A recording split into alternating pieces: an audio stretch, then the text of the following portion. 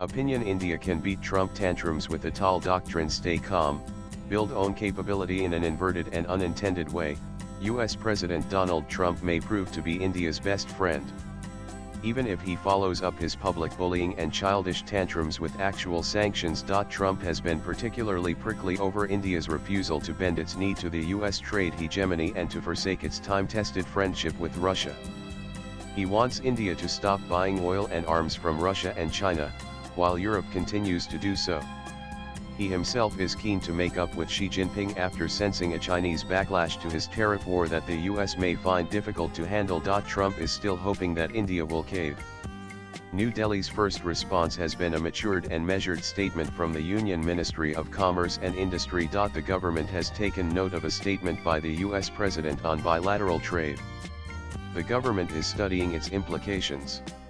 India and the US have been engaged in negotiations on concluding a fair, balanced and mutually beneficial bilateral trade agreement over the last few months. We remain committed to that objective, it reads. If only Trump looked back 27 years over his shoulders, he would know that India keeps calm and emerges stronger from such threats and hostility. India has a very potent response template ready from former PM Atal Bihari Vajpayee's playbook. Do what you have to, stay calm even if allies abandon you, build capacity at home, and go about your business. They come back. In spite of being in a coalition government, Vajpayee went ahead with the nuclear tests in May 1998, knowing fully what was to come. Immediate sanctions across continents followed, including the United States, Europe, Japan, Australia, and Canada. Interestingly, Russia condemned India's nuclear tests, but just as the Soviet Union did in 1974, did not impose sanctions. But most powers wanted to stop India from nuclear proliferation by restricting aid, loans, and technology transfers. They wanted to crush India's ambitions and right to protect itself. But as ideologue S. Guru Murthy says on X, what happened was the opposite. India, which had a forex reserve of just 5 billion, floated the India development bonds for 5 billion, which was oversubscribed by 1 billion. The economy did receive jerk for 1 year, but from 2001 onwards it zoomed. In 1999-2004, India's GDP grew robustly and by an average 6%. Inflation came down to under 5%, and jobs grew by 60 million, he recalls. Most important, we posted current account surplus of 25 billion for 3 years from 2002 to 2004. Never from 1950 to till now we ever posted current account surplus except those 2 years, and for 1 year in 197,677, that is during the emergency, says Guru Murthy. At that time I was associated with the government responses to the sanctions. Dr. Abdul Kalam, who was the scientific advisor, told me to tell PM Vajpayee to continue the sanctions for 56 years, as that would only promote domestic RD and scientific advancement. Trump knows not India fought, not just US, EU, Japan, Canada, Australia imposed tech and financial sanctions on India for 3 years. They thought they could crush India. What happened was the opposite.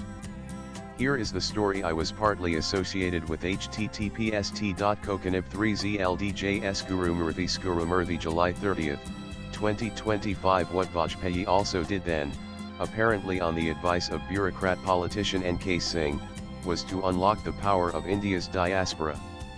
India development bonds were floated for NRIs and it soaked in the nationalist upsurge that followed the Pokhran blast. On the diaspora front, PM Narendra Modi has taken Vajpayee's vision much further, and this could be a bulwark against Western sanctions today. While India found opportunity in the adversity of sanctions, the US, ironically, suffered because of the Glenn Amendment. It restricted foreign aid to US social outfits working in the Indian subcontinent, limited defense sales and licenses, curbed commercial exports, hindered trade and investments, and hit American financial institutions. Export opportunities were lost. One surprise victim of the sanctions was the U.S. agricultural sector. On March 19, 1999, the Committee on Ways and Means requested that the U.S. International Trade Commission USAC examine the economic sanctions imposed on India and Pakistan under Section 102 of the Arms Export Control Act, or the Glenn Amendment. This is what the ITC report, submitted in September 1999, found the U.S. economic sanctions imposed on India and Pakistan after they detonated nuclear explosive devices appear to have had a relatively minimal overall impact on India and a minimal but somewhat more pronounced adverse impact on Pakistan. Based on a telephone survey of over 200 U.S. companies and associations, the ITC found that the U.S. companies most affected by the Glenn Amendment sanctions were those involved in the sale of wheat and certain other agricultural products, industrial machinery, transportation, construction, and mining equipment, electronics products, and infrastructure development services.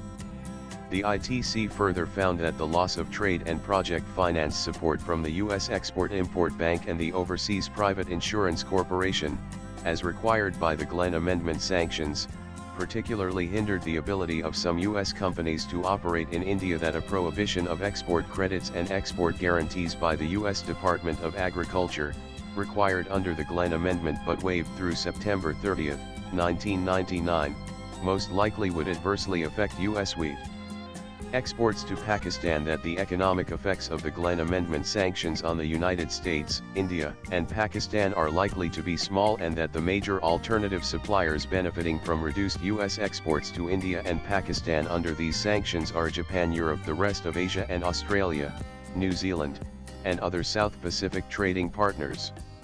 United States International Trade Commission Annual Report, 1999. India did not flinch when the U.S. sent its 7th Fleet siding with Pakistan in the 1971 war. India came out stronger from the Pokhran sanctions. And India will certainly up its game a few notches faced with Trump's tantrums. Swipe left for next video. Only the U.S. stands to lose in the long game. Abhijit Majumdar is a senior journalist. Views expressed in the above piece are personal and solely those of the author. They do not necessarily reflect News 18's views. Latest blogs.